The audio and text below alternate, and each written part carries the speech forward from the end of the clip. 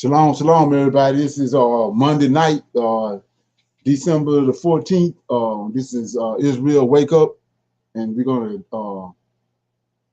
do our little moment of silence in regards to our Redeemer, the Lord of Hosts, and all he's doing to orchestrate our deliverance from the lands of our oppressors. And we're gonna do a prayer, and then we're gonna go into current events. Okay.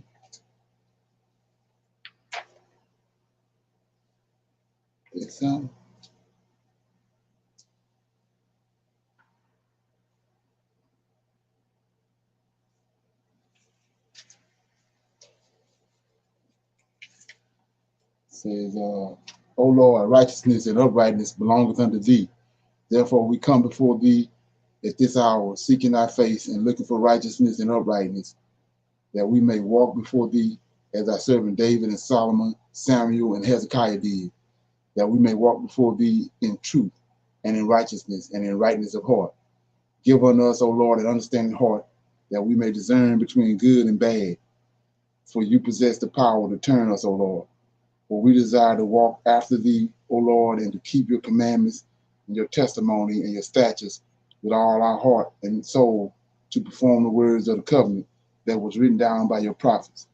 O Lord, allow thy face to shine upon thy people. Hear our plea. Hear and do, O Lord. Hide not thy face from us, for we need you so very much at this hour. Peace be unto you. Okay. So with that being said, yeah, when we was talking about those, they approved that the vaccine for Pfizer over the weekend, and they started rolling it out today. And I think it was either New York and Louisville. They vaccinating people on live TV, the first responders.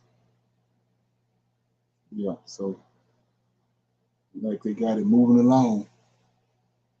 Like I was saying, they got people going around they got little teams going around the African American neighborhoods promoting the vaccine and making the vaccine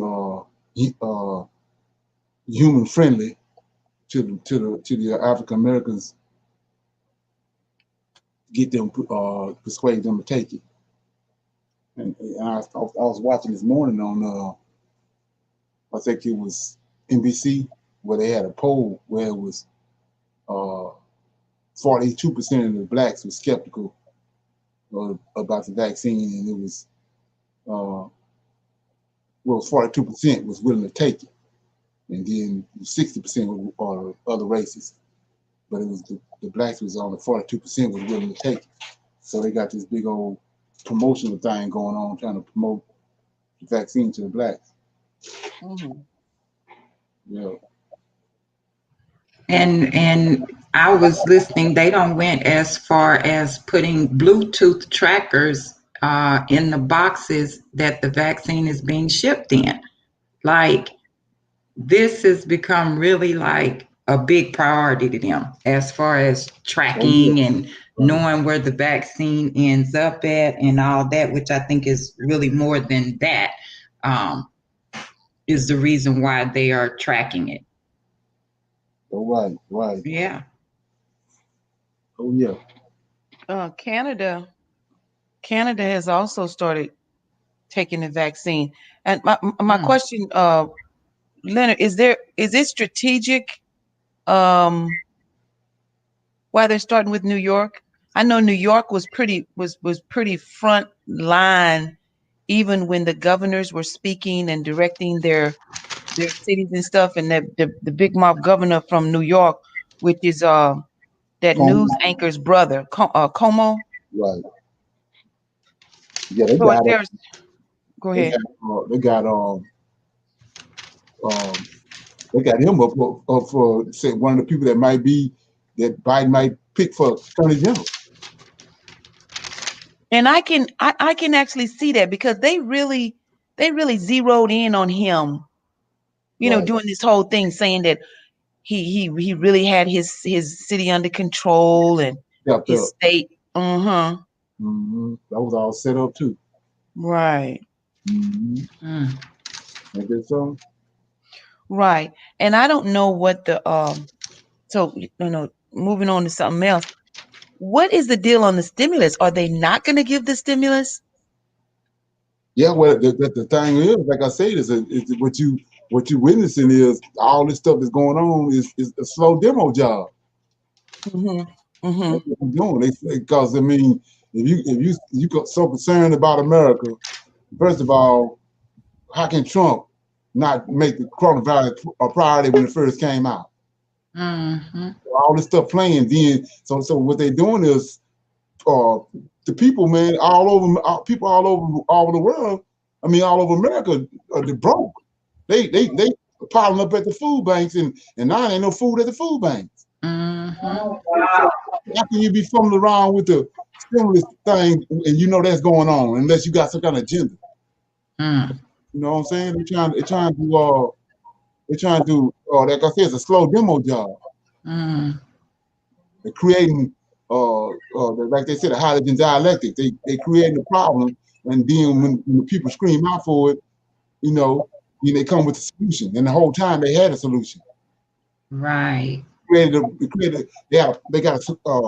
agenda over here that they want to promote. They create a problem. Then when people start crying out for it, then they come and give them what they already had planned to give them all along. And what that is they want Israel, which is African Americans, in Africa. That's the objective. Mm. Right. Yeah. So I'm gonna read a little bit out of Psalms then, because of it's not ironic. We know how the Lord works, but that's what my what I'm talking about tonight is Africa. Let me go read one of these Psalms.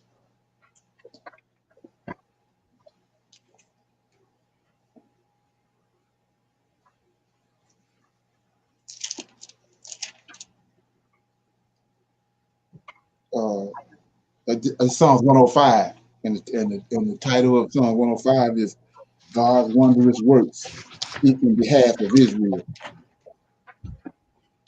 So, you got it? Yes. Psalm 105. Mm-hmm. Right. It says, "Oh, give thanks unto the Lord, call upon his name, make known his deeds among the people, sing unto him, sing songs unto him, talk ye of all his wondrous works, glory ye in his holy name, let the heart of them rejoice that seek the Lord in his strength, seek his face forevermore, remember his marvelous works that he hath done, his wonders, and the judgments of his mouth. O ye seed of Abraham, his servant, ye children of Jacob, his chosen. He is the Lord our God. His judgments are in all the earth. He hath remembered his covenant forever, the word which he commanded to 1,000 generations, which covenant he made with Abraham and his oath with Isaac, and confirmed the same unto Jacob for a law, and to Israel for an everlasting covenant, saying, unto thee will I give the land of Canaan, the lot of your inheritance. When they were but a few men in number, yea, very few, and strangers in it, when they went from one nation to another, from one kingdom to another people. He suffered no man to do them wrong, yea, he reproved kings for their sake, saying, touch not mine anointing, and do not do my prophets no harm. Moreover, he called for a famine upon the land. He break the whole staff of bread. He sent a man before them, even Joseph, who was sold for a servant. His feet they hurt with feathers. He was laid in iron until the time that his word came, and the word of the Lord tried him.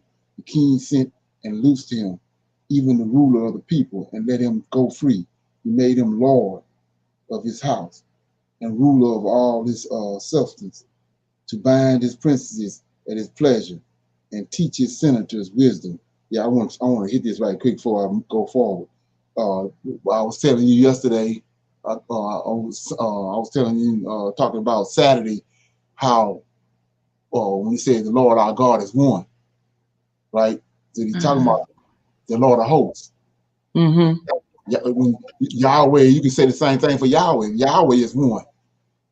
Mm-hmm. But Yahweh not the Lord over Israel. Michael is the Right. Lord. So when it says Right. Lord thy God, talking about Michael, Okay. right? Well, look what he say right here.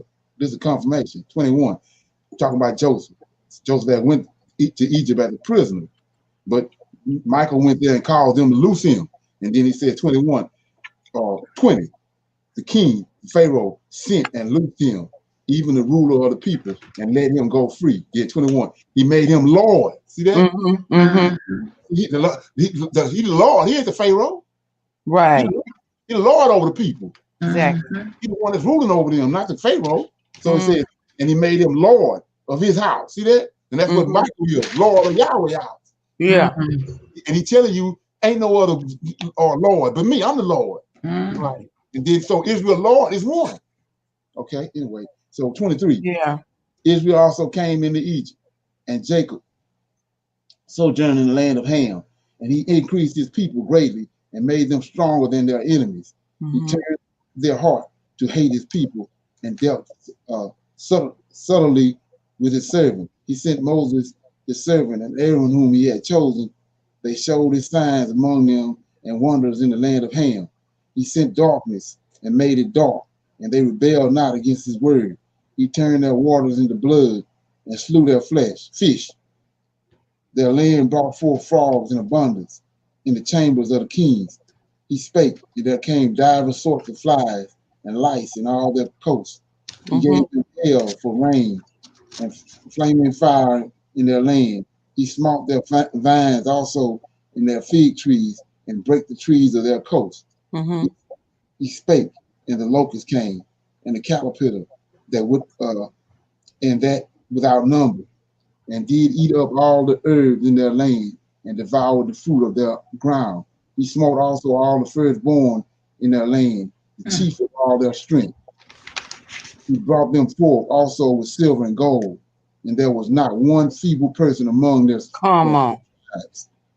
Egypt was glad when they departed, for the fear of them fell upon them.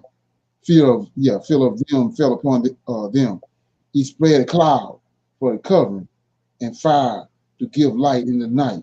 The people asked, and he brought quails and satisfied them with the bread of heaven. He opened the rock, and the waters gushed out. They ran into dry places like a river, for he remembered his holy promise and Abraham his servant. And he brought forth his people with joy, and his chosen with gladness, and gave them the lands of the heathen, and they inherited the labor of the people, that they might observe his statutes, keep his laws, and praise ye the Lord. Okay. Yes. Praise ye the Lord. Praise ye the Lord. Ain't this something? Yes. He Right. can do it. Okay. So, Leonard, verse 27, when it talks about the land of Ham, that's Egypt. Yeah, that's Africa. Okay. That's Africa. Like I was saying before, you have to understand that the Egyptians, just like the white man is an invasive species, the Egyptian is an invasive species. Mm-hmm. That's how we know that the angels, the 200 angels that came down on Mount Hermon, the location, the geographical location they went to was Africa. Mm-hmm. They went to Ham. And when you call them an invasive species, that means that they cause mischief. They're not they're less than civilized. You know, they like bloodthirsty. They're not part of the creation. They contrary to the creation because these angels came down Okay. and slept with the women and brought that about. It didn't come from the mind of the Most High. It's not part of the creation. That's like it's like when they bred let me see how they go. They bred a mule and a horse together, got a donkey. That donkey ain't Most High ain't got to do with that donkey. Right. Okay. So that's the invasive species. Okay. And then how significant is verse 37? Because I know I know you be talking a lot about, driving by and seeing a little retarded kid in the car. So Right. how significant is you know, when you read, if you read this and you're not awakened, you just kind of skip over these verses, you Right. know? Right. But it says there was none feeble. Well, it means sickly or weak. Mm-hmm. It's all, Mm-hmm. it's all healthy and strong. Yeah. So you apply that to you apply that to Zechariah chapter 12. Zechariah 12. Yeah, yeah. So and then it brings this Zechariah 12 to light, because I'm always reading this. So I'm in this chapter 12 of Zechariah, and it's the future deliverance of Jerusalem, which we waiting on. So Okay. I'm in verse 6. In that day will I make the governors, the kings of Judah, like a heath of fire among the wood, and like a torch of fire in a sheep. And they shall devour all the people round about, on the right hand and on the left. And Jerusalem shall be inhabited again in her own place, even in Jerusalem. In verse 7, the Lord also shall save the tents of Judah first, and the glory of the house of David, and the glory of the house of Jerusalem do not magnify themselves against Judah. In that day shall the Lord defend the house of Jerusalem, and he that is feeble, see that? Among them at that time shall be as David. So he's gonna put a whole other meaning to feeble. The feeblest person in the land gonna be like David is. Okay. David a mighty man. They ain't gonna be feeble. Right. And then that's how the regular people gonna be. The regular people gonna be like David. Come on. And then he says, and he that is feeble among them at that day shall be as David, and the house of David. David and all his sons gonna be as God, as an angel of the Lord. Wow. Okay. Okay. And that don't register with a lot of people. So the general population gonna be population gonna be strong like David, and then David's household gonna be like the Lord of hosts. Because David's household being raised up, they being resurrected. That's the promise he gave them, that he was gonna resurrect them, and they was gonna be like him. That's what people ain't getting, and they killed the New Testament. And is this a connection to Ezekiel 37? Yeah, that's the people that's gonna deliver us. He says in Obadiah, the last verse in Obadiah. Hold on. Number 1 chapter, verse 21. Obadiah. Yeah. 21. Says, saviors. See that? And saviors, with an S on it, shall come up on Mount Zion, the judge of Mount of Esau, and the kingdom shall be the Lord's. So it's got S on it because that's the people he resurrecting. Saviors. Coming to save us. Right. Rescue us. Saviors gonna come up on Mount Zion. Those saved. Yeah. That's why he's saying that. And that's also tied to Daniel. Could you break down the mountains of Esau? That's not one location. That's like anywhere that Esau has set up whatever. Yeah, I'll show you that. Let me get this right quick.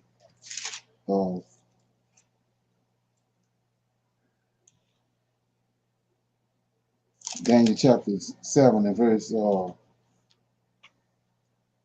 17 and 18.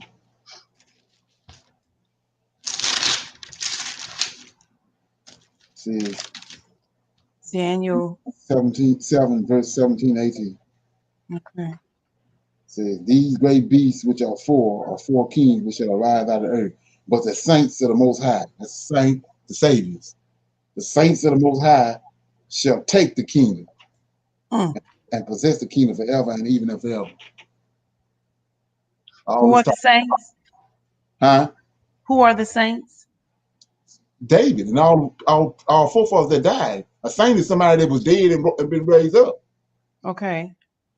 Right. So the saints just got an S on the end of it too. The Most High shall take the kingdom. Okay. Right. Then one more is Joel.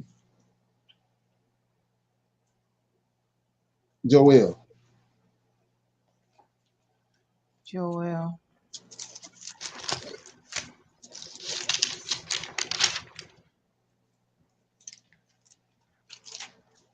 Joel chapter 2.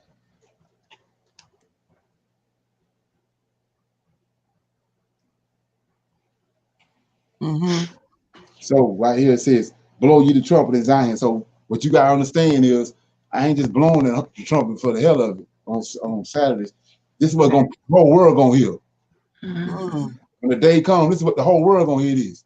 Wow. So you gotta think about thinking like a Hebrew. You're gonna know when you hear this, you're gonna know what it is. It says, blow ye a trumpet in Zion and sound the alarm in my holy mountain and let all inhabitants of the land tremble. See that? Why? Because of these armies. That's in Ezekiel 37. For the day of the Lord cometh, for it is nigh at hand, a day of darkness and gloominess, a day of clouds and thick darkness, and the morning spread upon the, as the morning spread upon the mountains, a great people, strong. There have not been ever the like, neither shall there be any more after it, even the years of many generations. That's because the Israelites he done raised up, and he just told you they like the angels. They liken unto the angels. They got bodies like the angels. So ain't nobody ever had no army like that. These are saviors. It's the saviors you're talking about in Obadiah. That's gonna come on Zion. Right. They graves over there. Ain't they graves over in Israel? Yes. So they're gonna just come out the grave and go right up on Mount Zion. So but they're army. And you can't kill them. Look at 8. Verse 8. Verse 7. They shall run like mighty men. They shall climb the wall. See, this going on a lot of Negroes' head, though. Right. They shall run like mighty men. They shall climb the wall like men of war. And they shall march, everyone. It's the army. One on his way, and they shall not break their ranks. Neither shall one thrust in another, and they shall walk everyone in his path. And when they fall upon the sword, they shall not be slain. You can't kill them. So these Negroes, you can't kill. You can't go hang him and lynch him. Yeah. You hang him, you're going to cut the rope down, come out and come off there and chop your head off. That's the last thing the white man want to see. A Negro you can't kill. Yeah, he thinks he's afraid of the black man now, but right. He don't even have that divine power yet. Yeah. Yes. Sorry. Like that song? Okay, so yeah. So that was I read out of Psalms 105. It was declaring all the mighty works of the Lord of hosts. Yeah, I will show you all my little shirt I got today. Can you see it? Gambia. Ow. I'm ready. Oh my. Okay. That's awesome. Yeah. Want that song? Yeah. Can we see it one more time? Okay, hold up. Let me see if I can. Can you see it? Gambia. You see it? Did you see it? Yes. Wow. Yes. Yeah. Okay, so you know how you just explained to us that these are forefathers that are going to be raised up in Ezekiel 37 are going to, be slaying people and stuff like that. What is Michael going to be doing? He the one behind it. He orchestrating all of it. Yeah. So you know how they say that, Michael's sword is dripping in blood. Right. I'm trying to understand if Michael got an army like that, Michael ain't gonna have to do nothing but just, stand there. Well, what? It ain't nothing new on the sun. Nebuchadnezzar was his army. Yeah.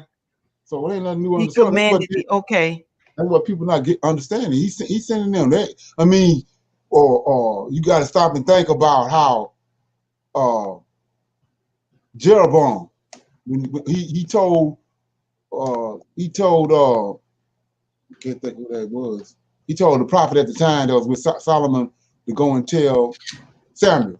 He told no, it ain't Samuel. He told Jeroboam that he was gonna give him 10 of the tribes. He's gonna rent 10 tribes from Solomon and give them to from Solomon's son and give them to him. Right. And then after he told him that, Solomon started trying to kill Jeroboam. Jeroboam had to flee and go to Egypt. But what you have to know about that was when Solomon died, Michael went and got Jeroboam, told him, "You gotta come on back over here, you got something to do." So he said it's gonna be let me read it right quick. I mean Isaiah. Sometimes I get Jeroboam and Rehoboam mixed up, but Jeroboam is the righteous one. Huh? Jeroboam is the righteous one. Yeah, but Rehoboam is Solomon's son. You got to remember, Rehoboam is Solomon's son. Jeroboam was out of the house of Ephraim. And Jeroboam, okay, so Jeroboam is the wicked one then. Yeah. Both of them did with that which was evil. But Jeroboam is not out of the seed of David. Okay. Jeroboam is out of Ephraim. And so what you have to understand about that, what Judah is to the 12 tribes, Ephraim is to Joseph. That's why they bumped heads. The Most High got a promise with Joseph. Everybody forget that. Yeah, I was about to say, I thought the promise was to come out of David's.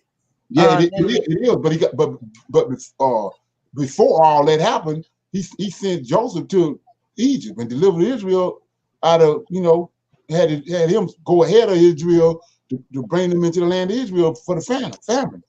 Right. So what is the covenant with Joseph? Are you talking about with Ephraim and Manasseh? Yeah, that's a double portion. 2 boys. When they got to the land, Ephraim got a lot and Manasseh got a lot. So Joseph, all the other boys got 1 lot. Joseph got 2 lots. Okay. Double portion. Okay. So what's the promise? Huh? What is the? His seed was gonna multiply, and he's gonna give him a double portion. Okay. So when they got to the land of Israel, Joseph and Manasseh got lots. That's okay. All the rest of Jacob's sons got 1 lot. Okay, so is there some type of connection as to why the nation was divided that goes along with that double portion thing? Yeah, Ephraim. Ephraim has the same characteristics as Judah. They're the head, but Ephraim is the head of Joseph, but they got the same characteristics. They're the warriors. It's like having 2 sons, 2 lions, and you lock them up in the same cage. They ain't gonna get along. Okay. Right. So they bump heads. Where the Most High controlled all that longest. Or he told them if they do right. Let's look at it. 2 Samuel. Okay. So are you saying like Rehoboam is out of David? Yeah. Jeroboam is out of Joseph, and David and Joseph were 2 very strong people within the nation, and so their sons are kind of vying for whose dad is the greatest kind of thing. Yeah, but it's not David, it's Judah. Right, but I'm saying David the kings are over Judah, right? Right. Okay. But real Ephraim is he represents the whole tribe of Jeroboam represents the whole tribe of Ephraim. David's household is within Judah. But anyway, so it says chapter 7 of 2 Samuel. You got it? 2 Samuel. This is the covenant he got with David. This is the covenant he got with David right here. 2 Samuel starting at verse 10. Moreover, I will appoint a place for my people Israel. Judah is over Israel. I will appoint a place for my people, and I will plant them that they may dwell in their own land and move no more. Neither shall the children of wickedness afflict them anymore as before time. And as since the time that I commanded judges to be over my people Israel, and I've caused them to rest from all thine enemies, also the Lord telleth thee, talking to David, that he will make thee a house. And when thy days are fulfilled, and thou shalt sleep with thy fathers, I will set up thy seed after thee, which shall proceed out of thy bowels, and I will establish his kingdom. Now here's what he's talking about. I'm talking about 13. And he shall build a house for my name's sake, and I will establish the throne of his kingdom forever. I will be his father. He shall be my son. If he commit iniquity and iniquity, I will chasten him with the rod of men and with the stripes of the children of men. He's going to bring an army from any way you want to go get them and bring them down to Israel. If the seed on the throne of Israel is wicked. Yes, okay. So that's why he brought Nebuchadnezzar. Okay. That's why he brought Cyrus. And right here, I'm showing you how he went and got Jeroboam. Because he knows Jeroboam countenance is the same, the Ephraim countenance is the same as Judah countenance. And if he bring Ephraim back, he's going to split the tribes up. That's what he want to do. Okay. He stirred up drama between Ephraim and Judah. Okay. And they split up. Right. Okay. So what I'm saying is he behind all of it. Okay. He doing it. Right. Okay. Anybody else got anything else before we get started? Okay, so what I'm dealing with tonight is all these signs around us pertaining to what's getting ready to happen. And then, like I said, I've been screaming this and proclaiming it for I don't know for forever, but I'm gonna start out with this. Let me see what I'm gonna start with. Like I said, they got this. They created the FBI and the CIA and all that. One thing in mind was to they call it to keep the Black Messiah from rising. And so that's the whole purpose with the CIA and the Pentagon and all that is about not letting that man rise up out of understanding that Israel is over here. They know that Israel is over here, and they knowing it's gonna come a time when they're gonna rise up. And the Most High always, just like he used Moses, he shut down Egypt. So they ain't forgot that. So they got all this stuff in place to keep us, keep that one person from rising up and lighting the fire up under Israel. So with that understanding, then you got to look at this right here. How is this happening right here? So it's got to be an agenda. Let me play it right quick.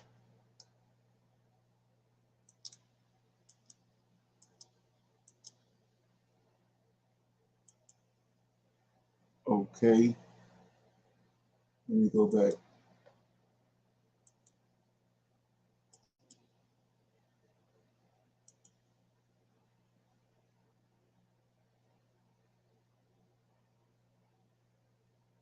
It's actually I'm gonna play 2 videos on this guy right here. It's Akon.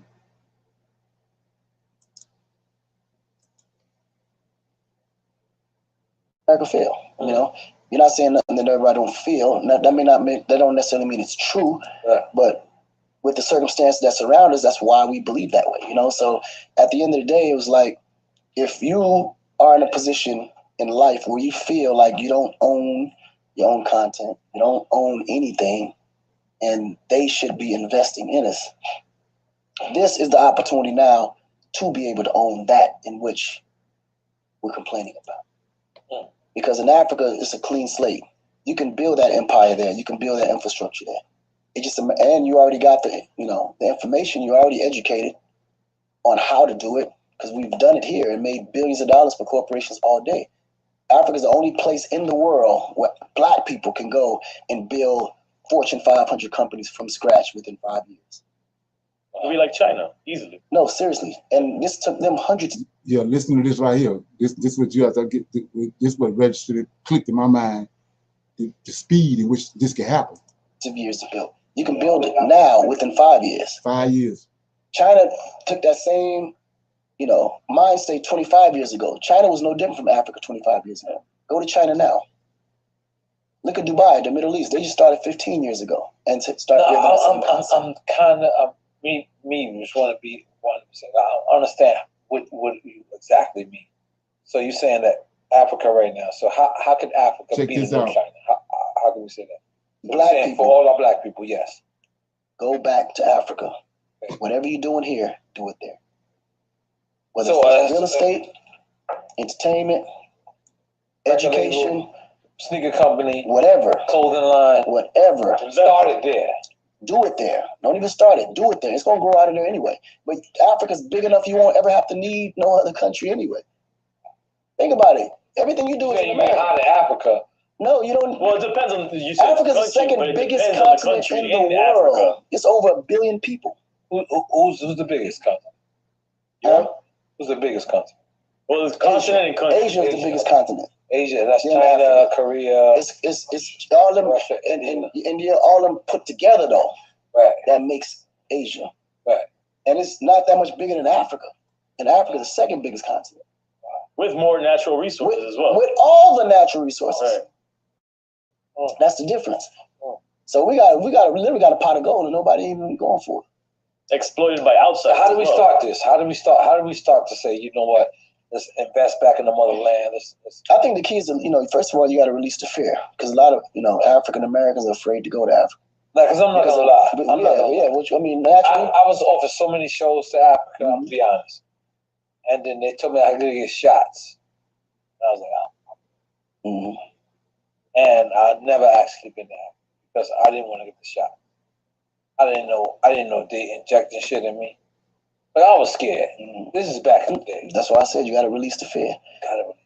You have to, because first of all, only white people need shots to go to Africa. Black people don't need no shots to go to Africa. But why is that even a rumor that you need shots to go to Africa? I mean, it's fear. The same way they told you AIDS started in Africa. Wow. You could die from malaria. They're telling you all this stuff. None of that stuff is real.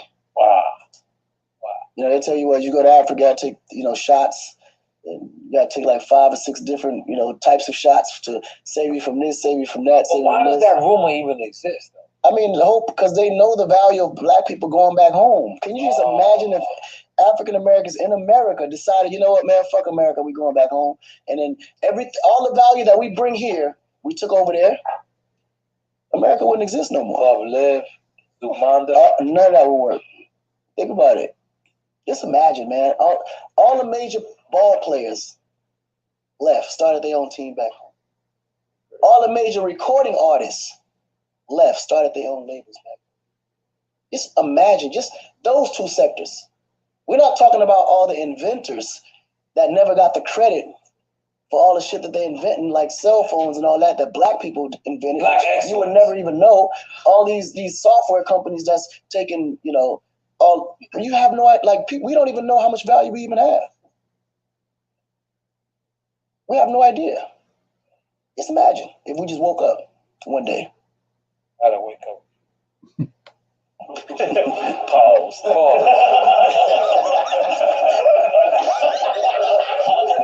That's real, man. That's real. That's real. That's real. That's real, man.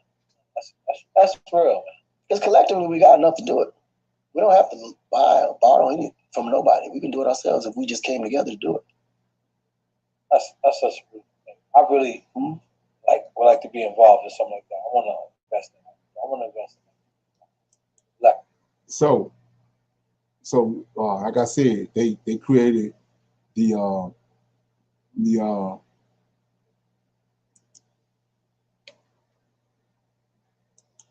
created the CIA and all that back in the day just for not to have a Negro like that standing up in front of everybody talking. So why is it now all of a sudden they letting this dude talk? Because he bought off. Right. But like I was saying earlier, somebody else earlier, a blue black nigga, Negro. Right. That's what the whole FBI and CIA was for the black, Exactly. killing. Exactly. All of a sudden, he got a city. He over there. He done invested $2-3 billion. They done locked Bill Crosby up, the Jello man. Mm-hmm. But he out there talking this and like when you let that soak in what he just said, that's the end of America. Yeah, that's right. Time is over. So how is you letting him talk and he walking around greased all up, shining like you know what I'm saying? And then he talking about this year. Come on, man. Mm-hmm. And what he's talking about is going to end America. All the blacks leave here. Oh yeah. That's the end of America as we know it. Right. So that means that's where you want us at.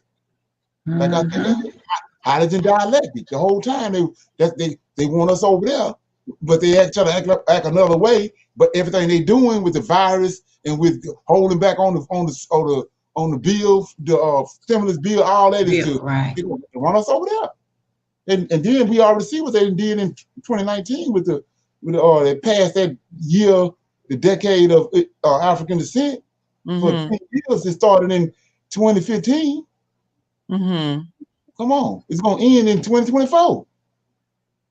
And do you see how they're always setting up something to be shooting something in our body? Right. Like he said, the black people don't need no shots to go to Africa. Right. But then when you go, and those shots are expensive. Right. So you taking shots to go over there. I mean, it's just a big matrix. Right. But that's all. Like I said, when you understand what these people are doing, it's gonna come a time where all that's gonna be, they're gonna put it on a fast track. Like I said, look what they did with the vaccine. Right. All of a sudden, you can't. It takes 2 to 3 years to pass something. But now, because their agenda, they didn't put it on fast track. Now already people getting vaccinated already. Mm-hmm. Right. So that's what they're gonna do now. All the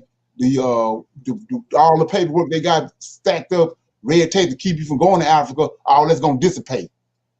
Right. We ain't gonna have to have no passport. When the time once they get us where they want us at and want us out of here, all that's gonna go away. Right. All you gotta do is get on the boat or get on the plane, Right. And he just told us the manifest. The manifest is gonna be those sports players, the artists. Right. So who's gonna want to be here, so to speak? Who's gonna want to be here if all of those people go to Africa? Right. All the ballers, all the football players, they going to Africa. So then the rest of the people gonna go. Right. And they already got the what they indeed was, they already built the foundation. Foundation already built. We're gonna see that. Shut down the NBA and the way they did, and I think you had showed us a video one time with Michael Jordan having a team in Africa. Right. Exactly. Right. Right. So they setting it up so they know who the masses of the people look up to, those recording artists and those athletes. Right. Exactly. So they say if they go in Africa, then it must be cool. So let's go. Right. Yeah, and I'm gonna be right with them. Oh yeah. Right. The thing about it, like I said, I just read Psalm 105, and it tell you what the Lord of hosts capable of doing. Yes. So all you gotta do is you gotta understand that. But I'm gonna play this another video from Akon, and like I said, he being used in a mighty way. He's just going over everybody's head. Here we go.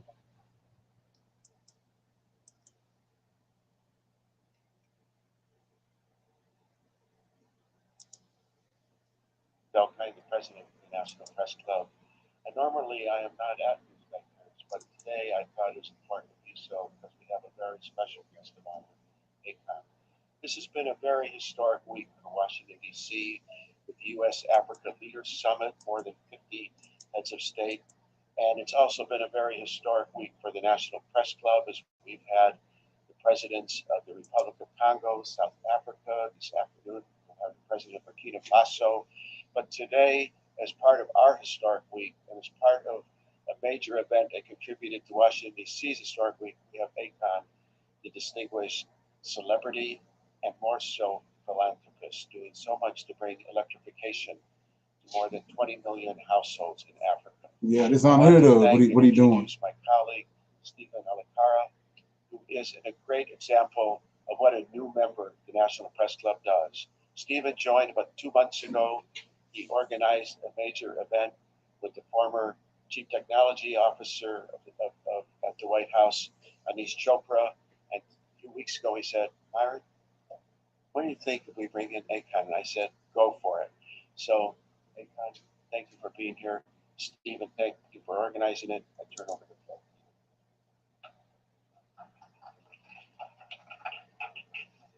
Good morning. By just a little bit here. Thank you for joining us for this Newsmaker event. I'm Stephen Olakara, the host of this Newsmaker, and I do want to start by thanking Myron Belkind, the president of the National Press Club, who has not only supported this event, but also many of the wild ideas I've come to him with. So thank you for your support, as well as Rachel, your wife, I know, is here. We're honored to have you. I also want to thank another rising star at the National Press Club, represented by his wife here, Josue Lopez, who is also very integral in making this event happen. I'm here to introduce an incredible leader, legendary leader, a global entrepreneur, a major recording artist, and also the founder of Akon Lighting Africa, Mr. Akon here. This morning, him along with his colleagues, Mr. Batili and Mr. Niang, hosted the first annual New Partnerships for Growth conference, which featured 4 African heads of state and other dignitaries talking about their new partnership with the next generation. And we'll be hearing more about that in a little bit. But Akon and his colleagues here have put together an incredible initiative called Akon Lighting Africa, which is focused on bringing electrification to 1 million households in Africa, utilizing off-the-grid solar technology. So we'll start with Akon giving some opening remarks on what he's doing, the results of the conference this morning, and then we'll open the floor to question and answer. And those questions will come from credentialed press and members of the press club only. And when recognized, please identify yourself, your organization, and please ask a brief question. So with that, I turn the floor over to Mr. Akon. Thank you.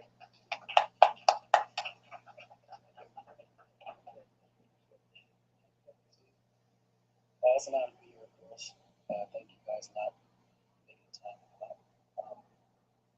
This has been probably the most productive week we've had since we started like that.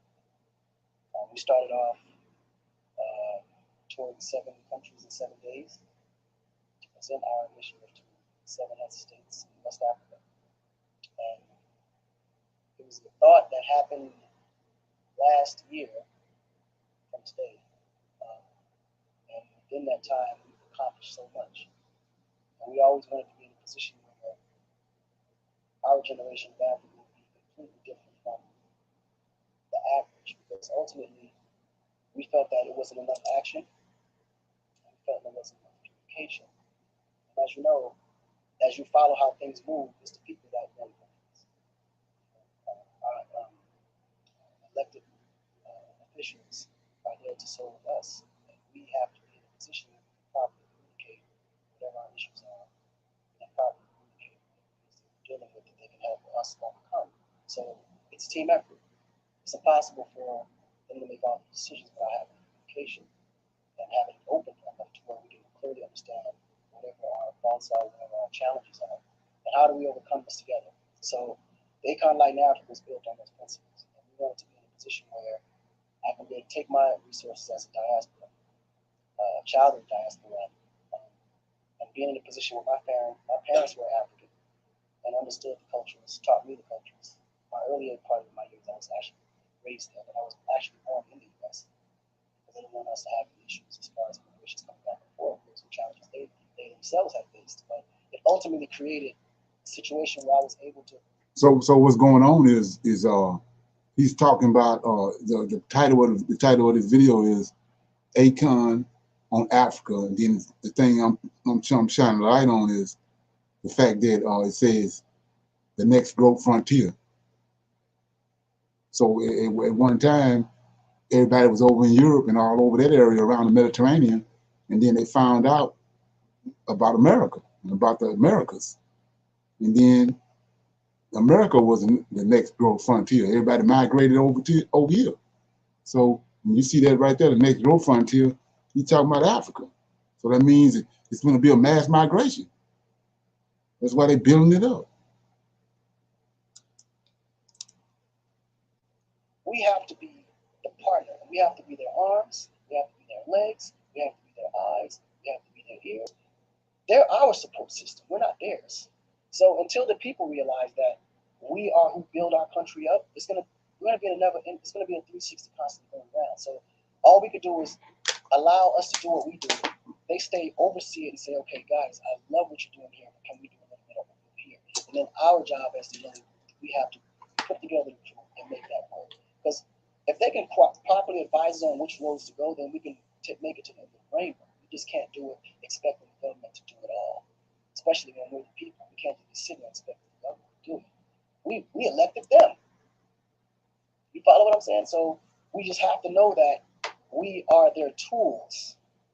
And if they don't use us, they can't build anything. If they're the tool, they're just one with so much ground to cover. And yeah, they have delegation, they have a crew, but if those crew don't utilize the tools, they can never get anything built. So our main goal today was let them know that we are here and you can utilize us. We need you to utilize us. Get information from us. Use us physically, use us mentally. How can we benefit your goal to make it what we need to make it to where you stay out of conflict, first of all. And number two, how can we build our country forward? And then everyone get motivated to continue empowering whoever's in power. Follow?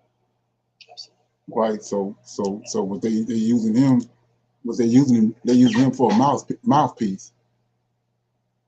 You know, and like I said, when you look at everything they've done in the past, why all of a sudden they're giving this dude right here a green light to do what he's doing? It's some right. It's something that's not right about it. Okay, so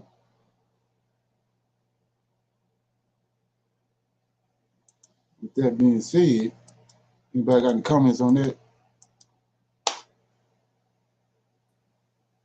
Shalom, shalom. Okay. I mean, absolutely. Come on. A black man being put up as the front man. Red flags should go up everywhere. They should see burning crosses. You know what I'm saying? Winning all this money. Exactly. And he's being allowed to say that the exodus of the blacks from the diaspora in America means the end of America. Come on, he should be shot when he, you know what I'm saying? Right. They got rid of him in a way that brought him up there. Exactly. He at the press club. Yeah. Come on, you can't get, it's got to be, something ain't right. Right. He the wrong color. He the wrong color to be in the press club. Right, exactly. And like I was saying before, while all this going on, it's just like the road runner and the Coyote. The road runner cutting the bulls off Monday, and he don't even know it. He's talking bulls Monday. Yes. So while all this going on right here, I'm gonna show you what else going on. And very few people know about this.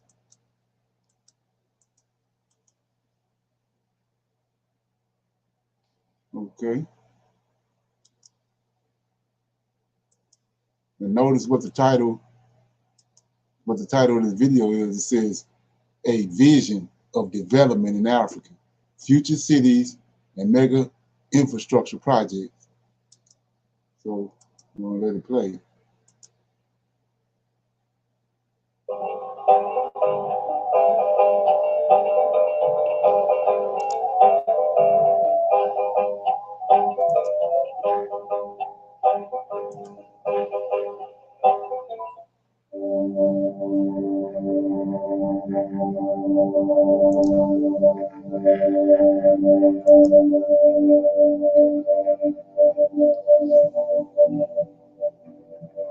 See all them green dots? So all this stuff is going on in all those cities, all those countries, all over Africa. All this going on right now. You tell me, look.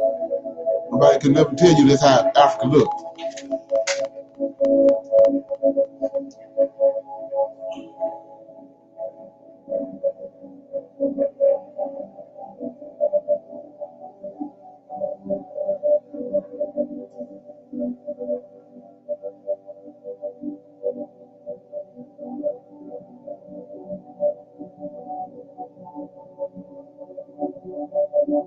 Come on now.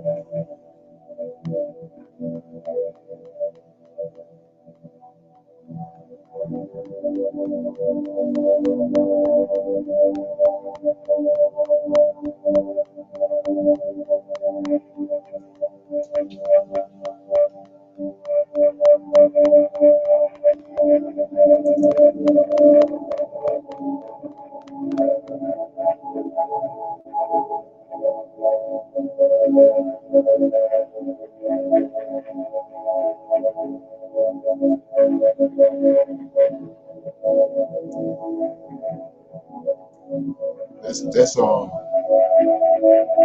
Echo Atlantis. They're showing you.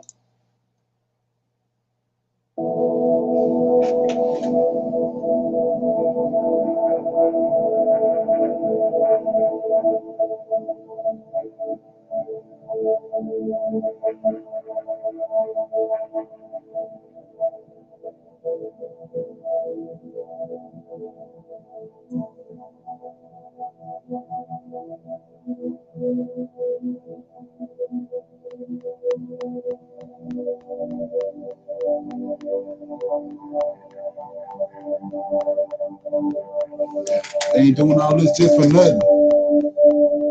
This trillions of dollars being spent.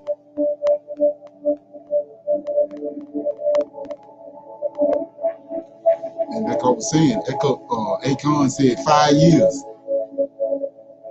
They're already building it now. You know, with the technology they have, with the building techniques they got now, they can build a skyscraper within a week.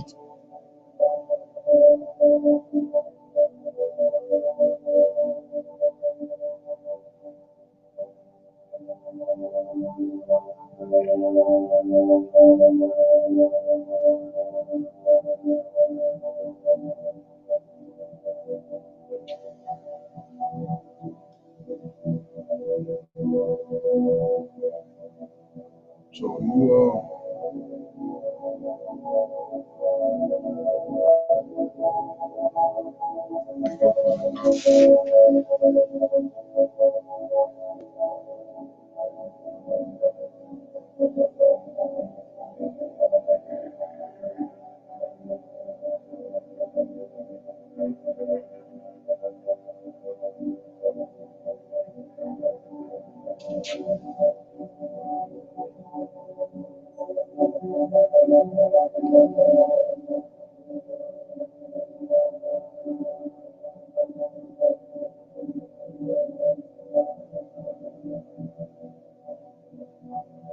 Okay, so you get the picture. What I'm saying. So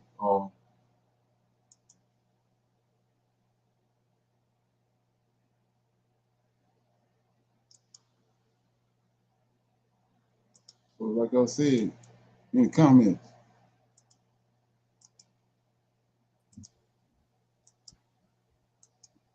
In the comments. Shalom, shalom. Okay, so two things. Number one, in a way, you know, just seeing this, it kind of breaks my heart because for so many years, they showed us our people with big bellies and flies flying all around and just really, you know, disencouraging us from wanting to connect with our people. Now, all of a sudden, they've gone to the other end of the pendulum, and it's just like Oasis, and of course, you know, white people have gone over there and bought up a lot of land, and Africa has been their vacation spot for years, but they disencouraged us. Right. Exactly. That's number one. Number two, it kind of puts me in the mind of the spirit of the people that were at the Tower of Babel. Right. Like they just building and doing what they want to do with no regard for the Lord of Hosts. You know what I'm saying? Like they could care less what the Lord of Hosts thinks or what God thinks. They just bringing forth their little plan. And like you say, they building in vain, you know? Right.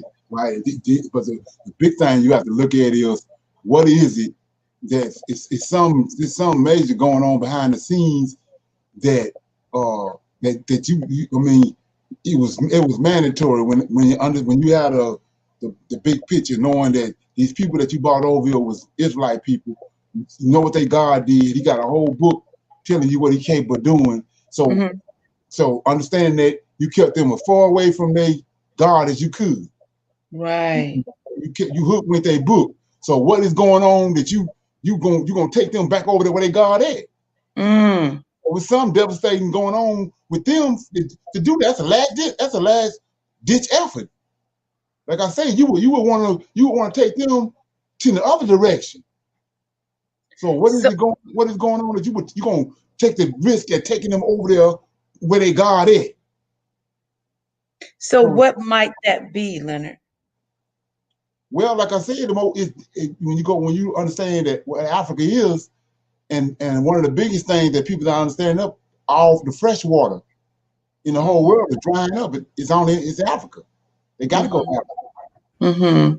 Everywhere else, the fresh water and all the resources been depleted in a lot of those other places, but the continent of Africa, which is Edom, is where all the resources is. So they pretty much they stuck between a rock and a hard place. Now China, I'm sorry. No, go ahead. China is playing a major role in this whole African thing too. So are they just there for the profits, or is there some resource problems in China? Has China? Yeah. China don't have no land. Okay. Like Akon was just saying about Africa, all those other countries put together is ain't that much bigger than Africa as far as land mass. But Africa got all the resources. And then China is an ancient people. They got over, I think, 2 billion people or something like that. But they land mass so small. That's why they trying to. It's a battle for resources and a battle for good land. That's going on. Yeah, but like I said, the Most High already talked about that. Let me read something right here. This is Ezekiel 38. It says, "And the word of the Lord came unto me, saying, Son of man, set thy face against God, Magog, chief prince of Meshach, Tubal, and prophesy against him." So who is that? who these people is. Mm-hmm. But China one of them. Mm-hmm. See that? It's scripture. So like I just showed you where he told David he gonna, or if whenever something's going wrong or whatever, he controlling the nations. He gonna get them and bring them where he want to bring them to. Mm-hmm. So he already done prophesied this, and he bringing it to pass. Mm-hmm. See, they over there, and then you get up to 10. And like I said, where else we gonna go? When you understand that we Israel and that Most High got prophecies on us. So it says in 38:10, thus says the Lord, it shall also come to pass that it also shall come to pass that at the same time shall things come into thy mind, and thou shalt think an evil thought, and thou shalt say, I will go up to the land of unwalled villages, and I will go to them that are at rest, that dwell safely, all of them dwelling without walls and having neither walls nor gates. So he already told, he's telling us right here a long time ago that they're gonna come up, a thought gonna come in their mind, they're gonna come up to try to take a spoil from us. Mm-hmm. So you say when you looking through prophecy and through Israelite lenses, he's telling you right here they dwelling without walls and without balls. Ain't that what we just looked at? Did you see any walls? No. You ain't see no balls? Look at the standard of living. He says right here that dwelling safely, all of them. Just like we just said, he told us all of them, none of them was feeble. Mm-hmm. Mm-hmm. He says all of them dwelling without walls and having neither balls nor gates. And then you're going to come to take a spoil and to take a prey and to turn thy hand upon the desolate places which thou art now inhabited, and upon the people that are gathered out of the nations which have gotten cattle, goods, and dwell in the midst of the land. So they ain't doing nothing but no more than what he already said they was going to do. He already prophesied he was going to do. But where people going wrong at, they ain't doing the research to find out who God, Magog, and all this is. And what's China and Russia is Gog and Magog. right. Ain't that who over there? Exactly. Okay. Well, what is baffling to me is they have our records. They have the history of our God. Right. They know how he, okay. I don't know if they fully understand our records. Because if they had any type of sense, they know that the prophecy is that the God of these people is going to come back and reclaim them. Right. That's what J5 means, the foolish people. Okay. So they just fool. Okay. Yeah. Well, that makes sense now. And then you didn't, what did happen is you dug yourself in a hole. And you can't, you know what I mean? You ain't got nowhere to run. You done dug yourself in a hole. And like I say, you're so greedy. And now you didn't devise this plan to go back to Africa and create a United States of Africa behind greed. When you can just simply take what you got now and go to a land where you want to be at and just live your life over there. But you so greedy, you still trying to get more and more and more, and you digging a hole for yourself. That's what I'm saying. They in my mind, they do not fully understand the end time. Because if they understood, if they go back and recall how this God annihilated people so that, they wouldn't bother his people until we rebelled against him. If they understood what God is coming back, what Lord is coming back, I don't even understand how they would try to do anything anywhere in the world with us. If anything, I would think they would be trying to go somewhere away from us and build something, because if they're anywhere near us, they're going to be destroyed. Right. So he go to Revelation on that is in Obadiah. He tells you, it says in Obadiah 1, starting at verse 1, it says, the vision of Obadiah, thus says the Lord, concerning Edom. This This who behind all this, everything going on, Esau behind it. Mm-hmm. We have heard a rumor from the Lord, an ambassador sent among the heathen. So they went over there to all these people that we talking about, the Gentiles. They went over there and hoodwinked them. They lied to all these people. But Esau knows the truth, knowing what getting ready to happen. So it said, I heard a rumor from the Lord, an ambassador sent among the heathen, arise ye and let us go up against her in battle. Now 2, behold, I have made thee small among, ain't that many of them? They know the truth. They got Japhet and Ham and everybody else fooled. They even took our scriptures and twisted them all up, had us blinded. And if it wasn't for the Most High, we wouldn't start waking up. But ain't nobody that'll wake up the Gentiles. Ain't nobody wake up Ham. Right. Well, our God are the living gods, are we being awakened? But for the longest, he had everybody fooled. It ain't that many of them that know the truth. Okay. Right. That's one of the things he's talking about when he said understanding the deep things of Esau. Okay. Yeah. It ain't that many of them, like I said, up there, we start talking about the Illuminati and the Bilderbergs. It ain't that many of them that know what's, they digging a hole for their own self, and they bringing everybody along with them in ignorance. They're not understanding what the deal is about what's going on. Okay, so that's the understanding of that pyramid. That little bit at the top represents those that have the knowledge, so to speak, and all the rest of the people going down the pyramid is just they little foot soldiers, but they don't really understand. Okay. Right. It's called compartmentalization. It's like a teller at the bank. She up there in the front. She coming in from 9 to 5, getting $6, $7 an hour. But the bank dealing with gangsters and dealing with Russian mafia and everybody else behind it. Behind the bank, behind it. She don't know that. She just coming up from 9 to 5. Okay. Thing at the counter.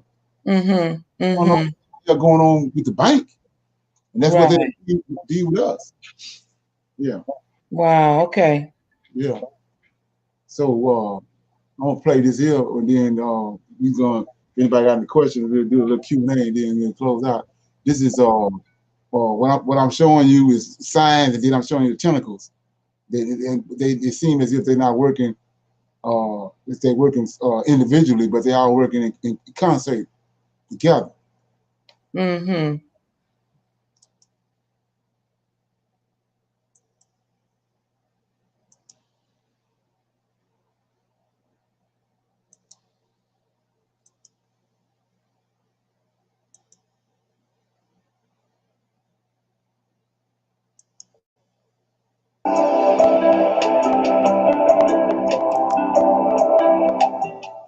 Refugees are a created phenomenon for the purposes of those who choose to exploit Africa, to continue to exploit Africa. You will not see refugees coming from a country that doesn't have natural resources, significant natural resources. We need one single African currency. We need one monetary policy. We need one central bank. We need one stock exchange. We need one military. In a perfect world. But I can tell you, trying to get that done with those who have sought to oppress us, they're going to be continuously interfering with that ability for us to bring those structures that are needed for true liberation and integration of our beloved continent. We understand their challenges. Having a single currency is going to be a monumental task. The heads of states understand that is needed, but they also This is from yesterday. Realize integration alone through trade is going to be, it's a monster. It's not going to be easy. It's going to take a lot, particularly when you look at the fact that they don't even have the intellectual capacity, the expertise that is needed. We have experts in Africa, but they're not enough. The rest of the experts that are needed are in the diaspora. So that's why diaspora must also stand up, and we must take a position and begin to play our part. So it is a monumental task, even just the implementation of the Continental Free Trade Area. So allow that to go on, allow that integration at the economic trading level to take place before you introduce another monster, which is introduction of a single African currency or a single monetary policy. But It is part of the development. If you read Africa 101, there's a section on the African Union. I did list some of the plans that the African Union has in terms of development and future integration of the continent. And also, you can always go to the African Union website. All of it is there. What's needed, the plans are there, very nicely written. What's left is the implementation. And that's where we come in. A united diaspora, I can assure you, a united African diaspora, we got this. They can actually be coming to us. If we unite, the African Union and the African heads of states will come to us for advice. But we must be financially viable. When the heads of states here, the diaspora are sitting. So what you're watching is you watching the prophecies and all that unfolding, but everybody looking in the wrong places, and it's unfolding right in front of their face because the average person don't even understand who Israel is. And Israel is the pond that's connected all the dots in the end days. You have to find out who they are, and so who knows that? The average person, even the average Israelite, don't even know who he is, and so he's looking for prophecies all over in the New Testament and looking for prophecies all over the place, and it's unfolding right in front of his face. Just don't know where to look at. On 2 billion, on 3 billion, the game is over. The game is over. They will be coming to us. Right now, they just perceive us like the rest of the world as poor people who are nothing but noisemakers. We got to change that. We are not poor and we are not noisemakers. We need to begin to put our money where our mouth is. Thank you, Madam Ambassador. Listening to you as we take the last question from Enoch Onyango. Full coverage for just $39 a month seems too good to be true.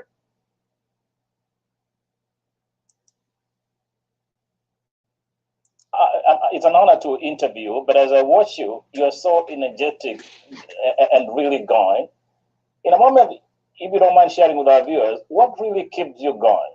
As you answer that question from Enoch Onyango, it's a long question. My biggest worry is that there is very little media coverage to the serious issues that Dr. Shiombori is talking about. I'm from Kenya, and I do not see the Kenyan media cover the AFC, ATA with the same energy they cover U.S. elections. Please, how can this be changed? How can we have a powerful African media to the scale of CNN that can do the work of educating Africans and the African diaspora? As you answer that question, I want to point out to Enoch, we here at KDR TV, that's one of the reasons as why we are here. Now that we cannot be on CNN or all these other news outlets, we said we cannot be, if we're not on the table, we can't be on the menu. And we cannot be under the table. We have to create a table of our own. That's the table that we're creating here. And then, Madam Ambassador, if you don't mind responding to both. What was the first question again? You gave me 3 questions back to back. What's the first question? What keeps me going? Yes. Okay, the first question. The injustices of this world is what really gets me. I am a mother of 5 children, grandmother of 5, and the 6th one on the way. And when I look at my grandkids, I wonder what kind of a world they're going to live in. If nothing is done, it's going to be the same world that I've lived in. I have right now 4 grandsons, and they can easily grow up to be the next George Floyd. That reality for me is what's very troubling. So I do know that what I wish for my children, my grandchildren, is what millions of mothers and millions of Black grandmothers also wish for their children. Injustices to one is injustices to all. Injustice anywhere on earth is injustice everywhere on earth. And so I just feel that when I was given the platform to represent 1.3 billion people in Africa and over 200 million in the Americas, I would have done them a serious disservice that I come to Washington just to drink tea and coffee. I had a choice to make. Either I stay being a medical doctor and continue to serve humanity that way. Otherwise, I was not willing to come to Washington and drink tea and coffee and be mute and misrepresent the people that I have been asked to represent. So I used the platform to speak out, to educate, and to inform. And I felt in my own small way, I was doing something about what was wrong with our race, about what was wrong with our status as Black people around the globe, and what was wrong with what was happening in our beloved continent of Africa. So I'm only doing my part, and having been given the platform, having the knowledge that I have, having the relationships that I have, I feel that very strongly that there would be a place in hell for me if I don't use all that to take us to a different level, to bring the conversation to a different level, because not everybody has been given the opportunities that I have been given. I'm simply saying, to whom much is given, much is expected, and I'm doing my part to share what I know and use what I know and the relationship that I have to pave the way for us to go back home, united, speaking with one voice. What was the second question? The second question, I think that's Onyango, asking about how can we use the media to drive this positive diaspora narrative. I think the second part of it really it appears that African news outlets really talk too much about American election and others, but they don't seem to talk about pretty much what you're really talking about. You are quite right, my son. I was in Niamey, Niger. First of all, there was the two celebrations that were held at the African Union. The first celebration was when we got the ratifications that were needed in order for the African Continental Free Trade Agreement to be enforced. I was in Addis Ababa. I was expecting some serious fanfare because we finally, in record time, in 13 months, we got the ratifications that were needed in order for the AFCFTA to be enforced. There was nothing. I was in my hotel room. I was scanning through different channels. Nothing. Such a monumental decision. There was nothing on the news. When the EU was being formed, people were informed on a regular basis. News channels, television channels, they talked about it long before the EU was formalized. African Continental Free Trade Area, our own media, government media, were not talking about it and educating people as to what this means. Even when we got the ratifications, no big fanfare. And then when we launched it, the AFCFTA, that was in Niamey. Again, I was there, and it was beautiful. All the heads of states were there. The stage was covered with white sheets, and as each item was approved, there were some bells and some confetti that flew up in the air.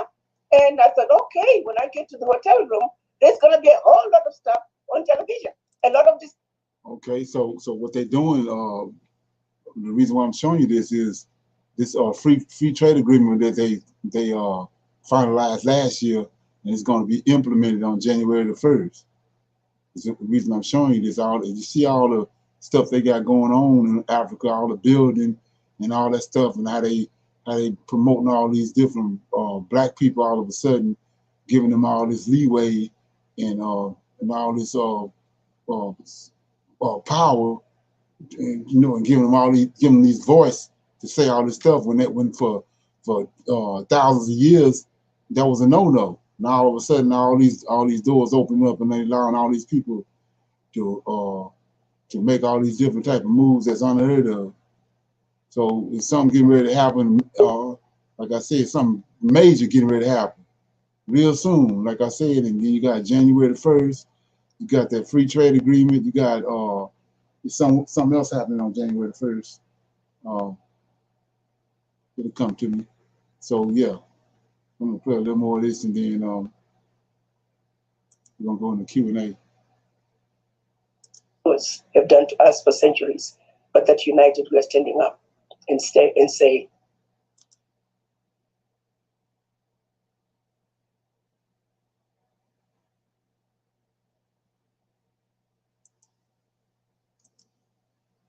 enough is enough. No more shall we be disrespected for simply being who we are. United as children of one mother Africa, we are going to stand up tall, and we will take over ownership of the building of the Africa we want. We will commit to the fact that the building of Africa is our responsibility and ours alone. Friends are welcome, but they must understand the driver's seat belongs to us, Black people united.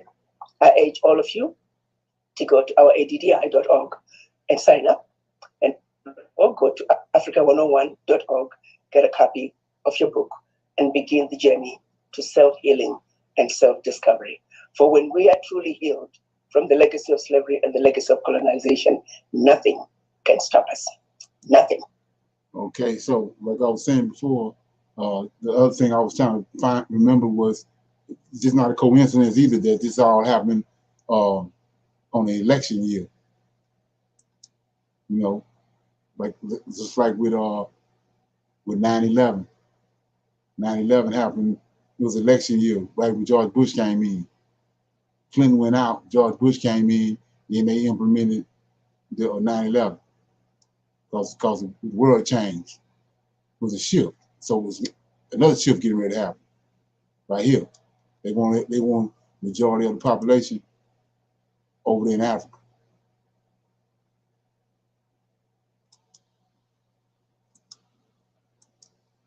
So,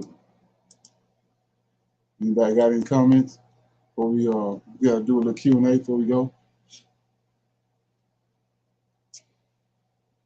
So, like I was saying, it's time to start focusing in on stuff. Any comments?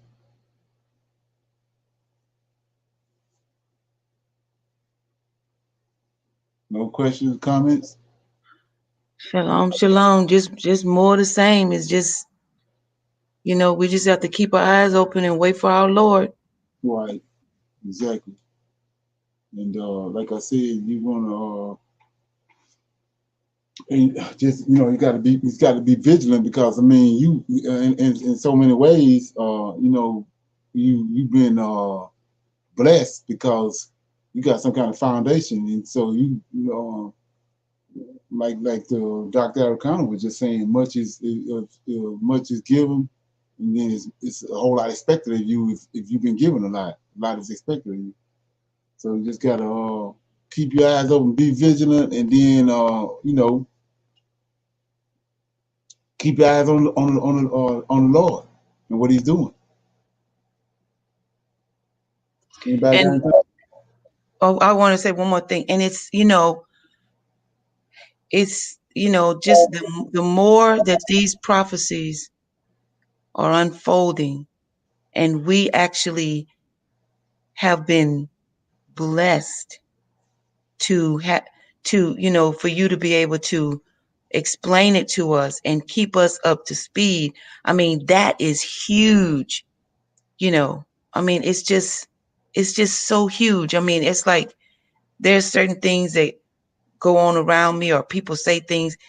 You know, it's not even something that I need to address, because it has nothing to do with the real deal that's going on. Exactly, right. You know, so it causes you to have a laser-like focus, and it causes you not to, you know, get involved in little crazy stuff, because that has nothing to do with you know, us being connected back to our Lord. Right, it's taking focus off. Taking the focus off of what you need to be focusing on. Right. You know, like people, like people, you know what I'm saying, to each his own, but marching and protesting and all this kind of stuff, has nothing to do with us being back with our Lord. It's like so much just falls to the ground when you compare it to, I'm waiting. I'm just waiting for my Lord. Nothing else is more important than that. Exactly. Yeah.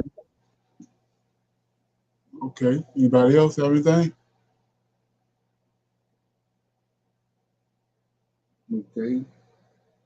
Get a little bit of this line, and we're gonna leave.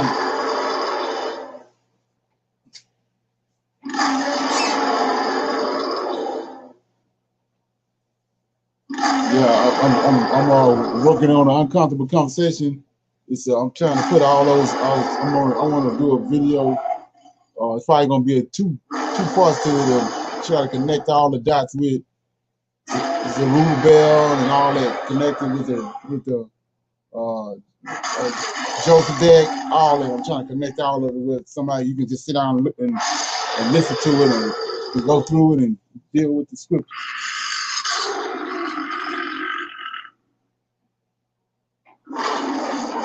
That's gonna be awesome. It's awesome. Okay, so with that being said, I'm gonna say